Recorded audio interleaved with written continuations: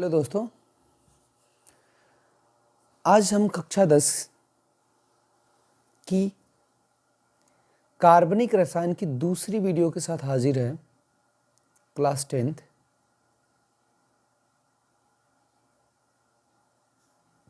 Carbon एवं उसकी यौगिक। पहली वीडियो में हमने पढ़ा था कि कार्बन क्या होता है, कार्बन कहाँ कहाँ पाया जाता है और कार्बन की संयोजकता क्या होती है। कार्बन के इलेक्ट्रॉनिक विन्यास के बारे में थोड़े बहुत जाने थे। तो आज हम जानेंगे बॉन्ड के बारे में, जिसको बंध कहते हैं या इसको आबंध भी कहते हैं या इसको बॉन्ड कहा जाता है। ठीक है, अब हम बात करते हैं इस बॉन्ड के बारे में। तो ये बॉन्ड क्या होता है भाई? तो मैं आपको बता दूं कि बॉन्ड एक प्रकार का फोर्स है। बंध क्या है? दो परमाणुओं के बीच लगने वाला आकर्षण बल, जिसे बंध कहते हैं। परमाणुओं के बीच लगने वाला आकर्षण बल ही बंध कहलाता है, जो उन्हें बांध कर रखता है। लेकिन यह आकर्षण बल कई कारणों से लगता है, तो उन कारणों के आधार पे बंध जो होते हैं वो बंध मुख्यतः 3 प्रकार के होते हैं। होते तो 4 प्रकार के हैं, बस नाम बता रहे हैं आपको। एक होता है सह संयोजी या सहसंयोजक बंध। ठीक है, एक बंध होता है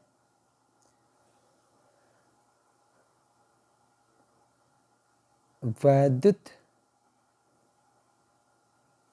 बंध, जिसको हम आयनिक बंध भी कहते हैं। आयनिक बंध, ठीक है। और तीसरा बंध होता है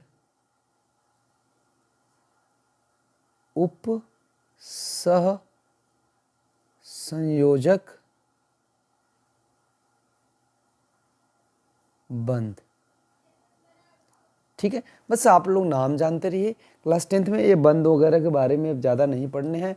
हम सहसंयोजक बंध के बारे में थोड़ी चर्चा करेंगे, क्योंकि कार्बनिक यौगिक पढ़ने जा रहे हैं और कार्बन ज़्यादा से ज़्यादा सहसंयोजक बंध ही बनाता है।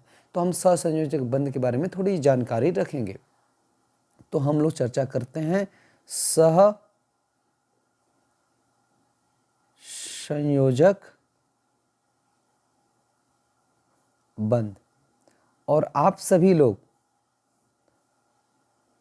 पेन और कॉपी लेकर बैठा करिए, नोट्स बनाते रहिए साथ साथ। सहसंयोजक बंध किसे कहते हैं? तो सहसंयोजक बंध क्या होता है? वह बंध रासायनिक बंध है जिसमें दो परमाणु, ठीक है, वह रासायनिक बंध जिसमें दो परमाणुओं के मध्य इलेक्ट्रॉनों की साझेदारी से बनता, ठीक है, इलेक्ट्रॉनों की साझेदारी से बनता है, उसे सहसंयोजक बंध कहते हैं। ठीक है ना? यानी वह रासायनिक बंध जिसमें दो परमाणुओं के मध्य इलेक्ट्रॉनों की साझेदारी होती है, ठीक है, उसे क्या कहते हैं? उसे सहसंयोजक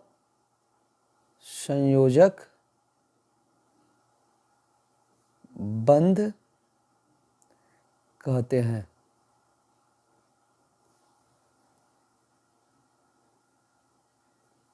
ठीक है, उसे सहसंयोजक बंध कहते हैं।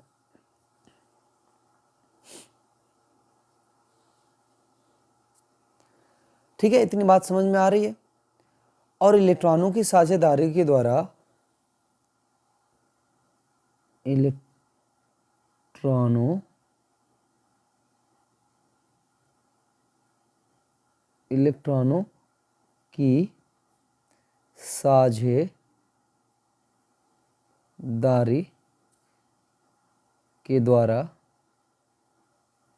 इलेक्ट्रॉनों की साझेदारी के द्वारा परमाणुओं के अष्टक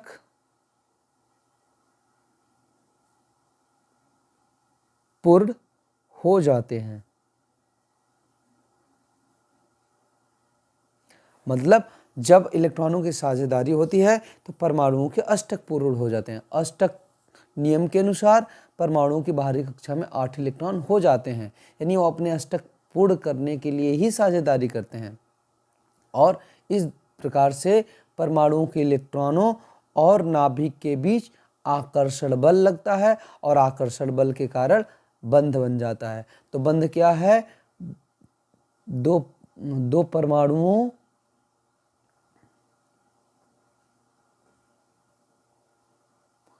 के मध्य लगने वाला आकर्षण बल। ठीक है, अब कोई आपसे पूछेगा कि बंध किसे कहते हैं, तो आप सीधा सीधा कहिए कि दो परमाणुओं के मध्य लगने वाले आकर्षण बल को बंध कहते हैं, यानी उस आकर्षण बल के कारण ही उनमें बंध बनता है। क्लियर है? इतनी बातें समझ में आ रही हैं? देखो, साझेदारी जो होती है बराबर इलेक्ट्रॉनों की साझेदारी होती है। आप चाहें तो यहाँ लिख सकते हैं इलेक्ट्रॉनों की या दो परमाणुओं के मध्य इलेक्ट्रॉनों की बराबर साझेदारी, यानी दोनों परमाणु बराबर बराबर इलेक्ट्रॉन की साझेदारी करते हैं। आगे हम बात करते हैं कि इस आकर्षण बल के कारण जो बंध बनता है उसे सहसंयोजक बंध तो मैंने बता दिया कि कहते हैं। अब सहसंयोजक बंध को एक और नाम से भी हम जान सकते हैं, सहसंयोजी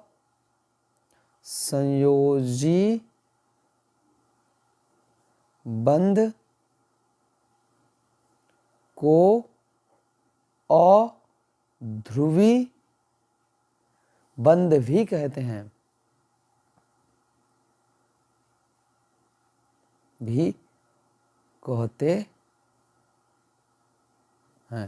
ठीक है।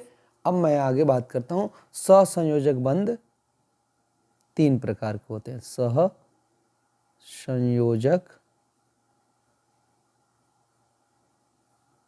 बंध 3 प्रकार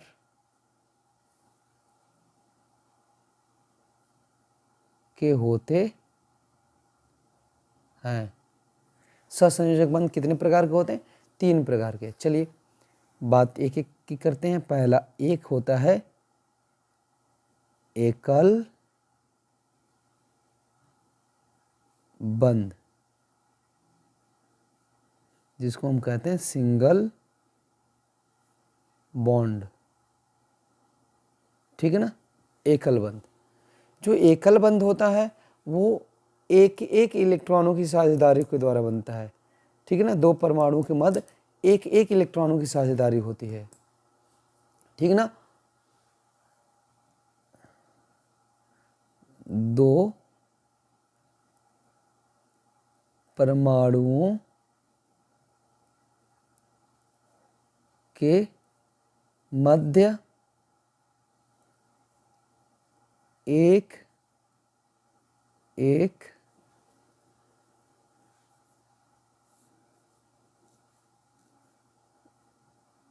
इलेक्ट्रॉनों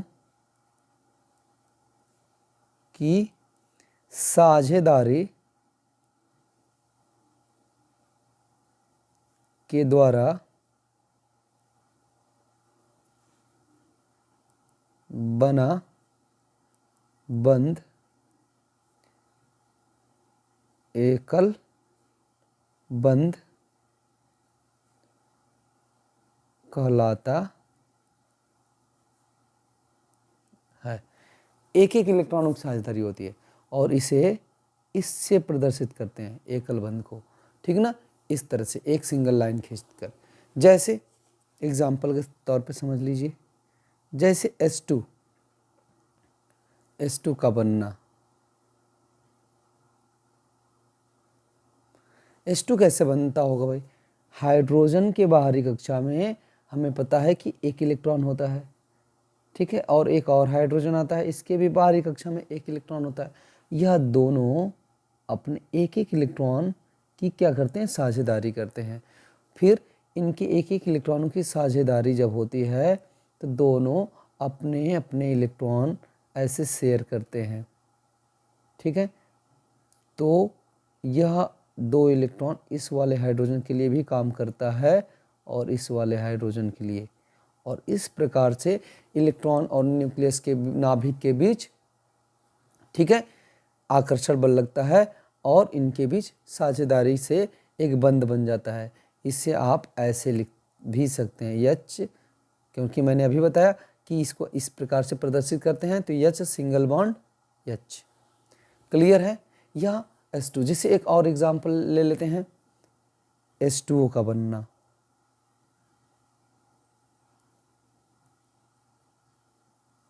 ठीक है, H2O कैसे बनता है समझिए। H, इसके पास बाहरी कक्षा में एक इलेक्ट्रॉन है, प्लस O के बाहरी कक्षा में कुल इलेक्ट्रॉन 6 होते हैं, ठीक है, और प्लस H, इसके बाहरी कक्षा में एक इलेक्ट्रॉन। क्या होता है देखिए, H यहाँ पे O, फिर यहाँ पे फिर H। देखिए क्या हुआ कि एक इलेक्ट्रॉन हाइड्रोजन का, एक इलेक्ट्रॉन ऑक्सीजन का, ठीक है, ऐसे आता है ऐसे, और यह यहाँ पे, और ये यहाँ पे अपना एक इलेक्ट्रॉन रखता है, एक इलेक्ट्रॉन यहाँ पे, ठीक है। मैं एक इलेक्ट्रॉन जा रहा है तो एक इलेक्ट्रॉन को आधे तीर से ऐसे, दोनों तीर दिखाया जाएगा तो समझिए कि दोनों इलेक्ट्रॉन जा रहे हैं, और जब तीर आधा रहेगा समझेंगे कि एक इलेक्ट्रॉन। तो ये देखो भाई, यह 2 इलेक्ट्रॉन हाइड्रोजन के लिए भी हो गए, ये वाला भी 2 इलेक्ट्रॉन हाइड्रोजन के लिए भी हो गए, और पूरे के पूरे सभी इलेक्ट्रॉन ऑक्सीजन के लिए भी हो गए। देखिए 2, 2, 4, 2, 6, 2, 8, ऑक्सीजन का अष्टक पूरा हो गया और हाइड्रोजन के डिप्लेट भी पूरे हो गए, ठीक है, यानी हाइड्रोजन हीलियम परमाणु के इलेक्ट्रॉनिक विन्यास प्राप्त कर लिया, या इसी को आप कहते हैं HOH या H2O। क्लियर है? बात समझ में आई? चलिए अब हम बात करते हैं, एक और एग्जाम्पल आपको समझा कर दिखाते हैं। CH4 का बनना। CH4 का बनना कैसे ये हुआ भाई? देखिए कार्बन के बाहरी कक्षा में 4 इलेक्ट्रॉन, अब प्लस इससे जुड़ने आएगा 4 ठो हाइड्रोजन, यानी इसको हम ऐसे लिख सकते हैं, कार्बन के बाहरी कक्षा में 4 इलेक्ट्रॉन, एक हाइड्रोजन आएगा, एक इलेक्ट्रॉन अपना देगा, फिर एक हाइड्रोजन आया, अपना एक इलेक्ट्रॉन दिया, फिर इधर एक हाइड्रोजन आया, अपना इलेक्ट्रॉन दिया, फिर एक हाइड्रोजन आया, अपना इलेक्ट्रॉन दिया। तो देखिए यह सभी इलेक्ट्रॉन कार्बन के लिए भी काम कर रहे हैं। कार्बन का अष्टक पूरा हो गया, 2, 2, 4, 2, 6, 2, 8, और देखिए हाइड्रोजन का भी डुप्लेट पूरा हो गया, इस हाइड्रोजन का भी डुप्लेट पूरा हो गया, इस हाइड्रोजन का भी डुप्लेट, और इस वाले हाइड्रोजन का भी डुप्लेट पूरा हो गया। इस प्रकार से आपका बन गया HCH।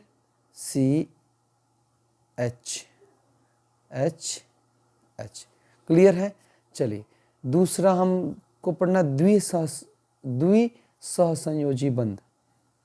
दूसरा बंध है, हमें पढ़ना है द्विसहसंयोजी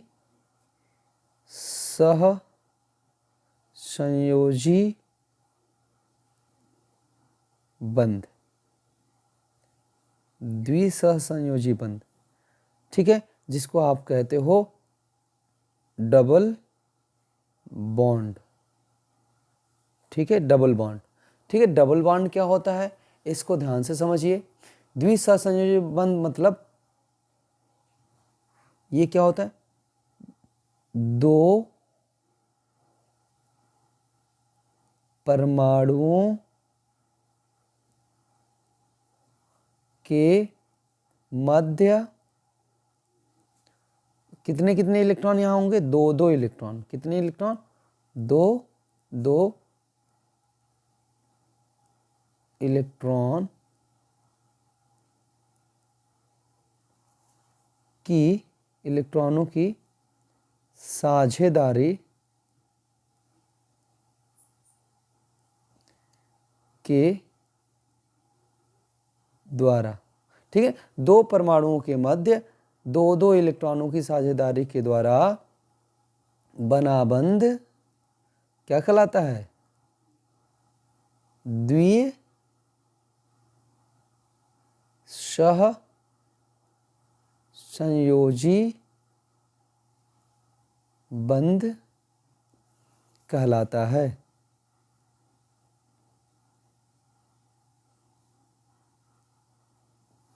ठीक है, इतनी बात समझ में आई। द्विसहसंयोजी बंध, दो परमाणुओं के मध्य दो दो इलेक्ट्रॉनों की साझेदारी के द्वारा बना बंध द्विसहसंयोजी बंध कहलाता है। जैसे उदाहरण के तौर पे आपको बताते हैं O2 का बनना, एग्जाम्पल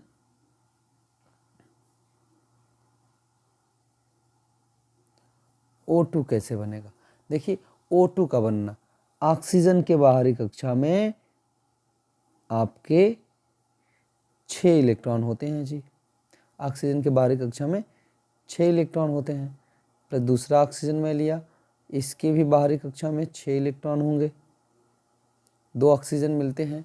तो होता कैसे है, क्या है, देखिए यह एक ऑक्सीजन, यह अपना 2 इलेक्ट्रॉन यहाँ रखता है, दूसरा वाला ऑक्सीजन यह भी अपना यहाँ साझा करता है 2 इलेक्ट्रॉन, बाकी इसके 2 इलेक्ट्रॉन 2 इलेक्ट्रॉन, 6 इलेक्ट्रॉन इसके भी हो गए, 6 इलेक्ट्रॉन इसके भी, देखिए 2 2 4 2 6, 2 2 4 2 6।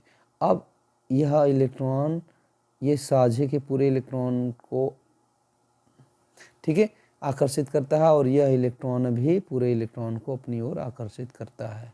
इस प्रकार से नाभिक और इलेक्ट्रॉनों के आकर्षण के द्वारा एक बंध बन जाता है। तो यहाँ पे दो दो इलेक्ट्रॉनों की साझेदारी होती है तो दो बंध बन जाते हैं।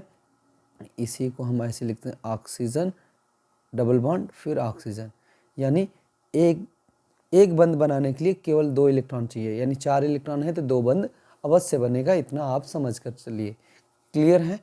एक और बात हम करते हैं, अगला बंध जो हमें पढ़ना है त्रिसहसंयोजी बंध, तीसरा बंध त्रिसहसंयोजी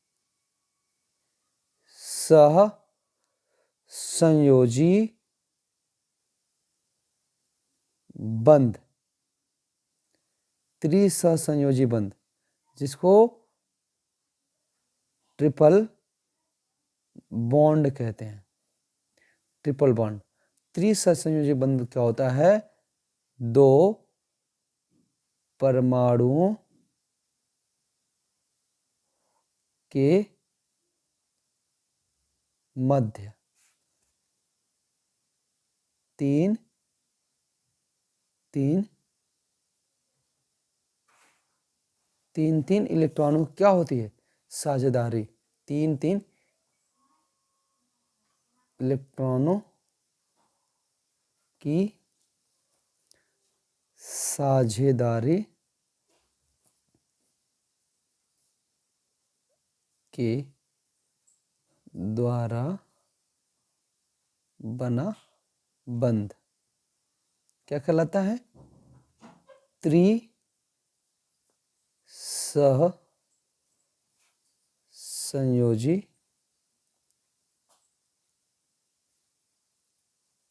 बंध।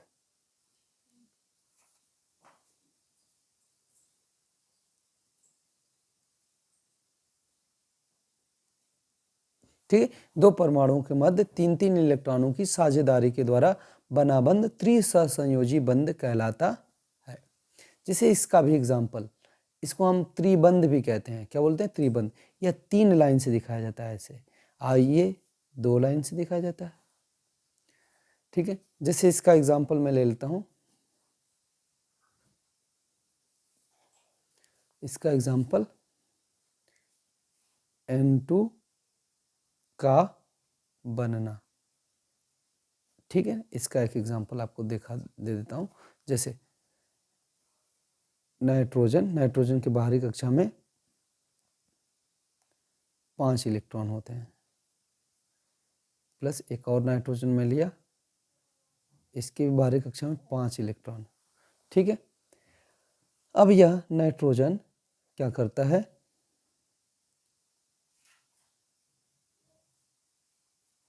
अपना 3 इलेक्ट्रॉन की साझेदारी करता है।